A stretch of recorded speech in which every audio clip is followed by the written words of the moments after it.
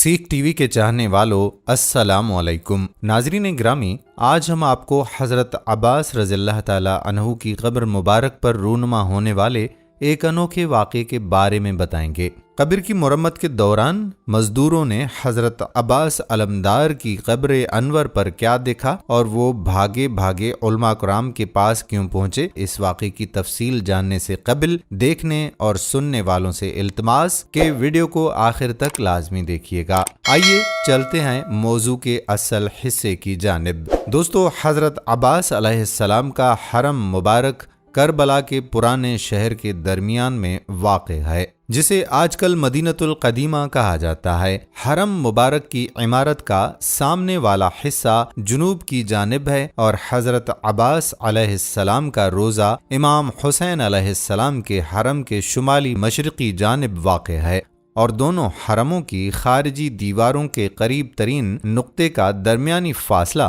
247 metre है, जबकि इमाम हुसैन अलैहिस्सलाम और हज़रत अब्बास अलैहिस्सलाम के हरमों पर मौजूद गुंबदों के ऊपर वाले सिरों का दरमियानी फासला 378 मीटर है।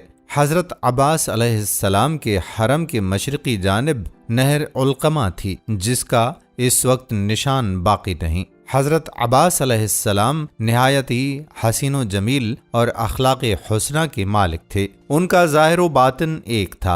आपका नूरानी और ताबनाक चेहरा आप अलैहिस्सलाम को दूसरों से मुमताज करता था और बनी हाशिम के दरमियान के जिसमें सब के सब जमालो कमाल के दरख्शां सितारे थे, इनमें हज़रत अब्बास अलैहिस्सलाम चांद की मानंद थे। इसी बिना पर आपको कमरे बनी हाशिम के लक़ब से भी याद किया जाता है। आपके हुस्न जमाल की तौसीफ में सिर्फ शक्लो सूरत या उनके कद्दो कामत को बयान करने के अलावा आपकी रोशन व मुनव्वर फजीलतें भी जिक्र की जाती हैं। आपके दौर में आप अलैहिस्सलाम के तक़वा और परहेजगारी, दयानत और वफा और अहद का तज़किरा हर एक की जुबान पर था। इसके अलावा आपका शुमार इस्लाम के बड़े बड़े बहादुरों में होता था। आपने शुजाअत व दिलावरी अपने वालिद माजिद से विरसे में पाई थी। दोस्तों, सानह करबला में हज़रत अब्बास अलैहिस्सलाम ने जुर्रत व शुजाअत की वो मिसाल कायम की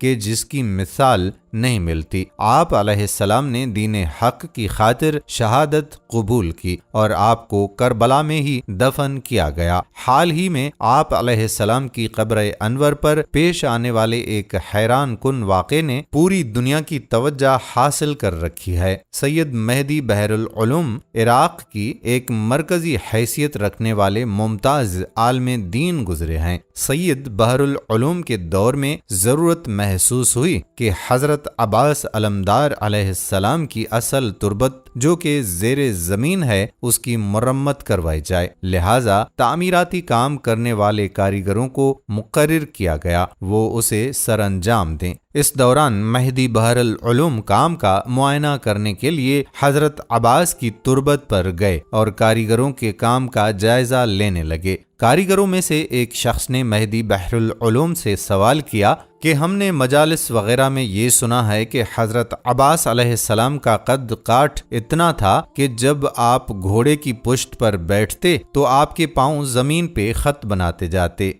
ऐ बहरुल उलूम, क्या वजह है कि हज़रत अब्बास अलैहिस्सलाम इस कदर बुलंद कामत रखने के बावजूद आप अलैहिस्सलाम की तुरबत अतहर का साइज बहुत छोटा है? मेहदी बहरुल उलूम ने जब ये बात सुनी तो रोना शुरू कर दिया और इस कदर गिरिया किया कि गश खा गए। कारीगरों ने ये माजरा देखा तो खौफज़दा हो गए कि कहीं बहरुल उलूम को कोई नुकसान ना पहुंचे। कुछ देर की देखभाल से बहरुल उलूम इस काबिल हुए कि गशी की कैफियत से बाहर निकल सकें। जब कुछ तबीयत बहाल हुई तो कारीगरों ने डरते डरते पूछा कि क्या हमने कोई गलत सवाल पूछ लिया? बहरुल उलूम ने कहा कि तुम्हारा सवाल ठीक है और इसमें कोई गलती नहीं है। दरअसल हज़रत अब्बास अलैहिस्सलाम का जिस्मानी कद काठ बिल्कुल वैसा ही था जो कि तुम लोग मजालिस में सुनते हो। لیکن جب حضرت عباس علیہ السلام کی شہادت ہوئی تو ظالموں نے آپ کے جسم اطہر کے اتنے ٹکڑے کر دیے تھے کہ امام حسین علیہ السلام نے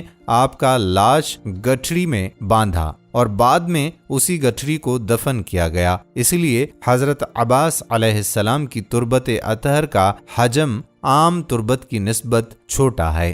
دوستو، اس سے واضح ہوتا ہے کہ آل رسول پر کتنے مظالم ڈھائے گئے۔ حضرت عباس علیہ السلام کی ایک اہم خصوصیت یہ تھی کہ آپ نافذ البصیرہ اور گہری نظر رکھتے تھے اور معاشرے کے تمام سیاسی حالات اور کفر و نفاق کے تمام مکروہ حیلے سے بخوبی واقف و آگاہ تھے۔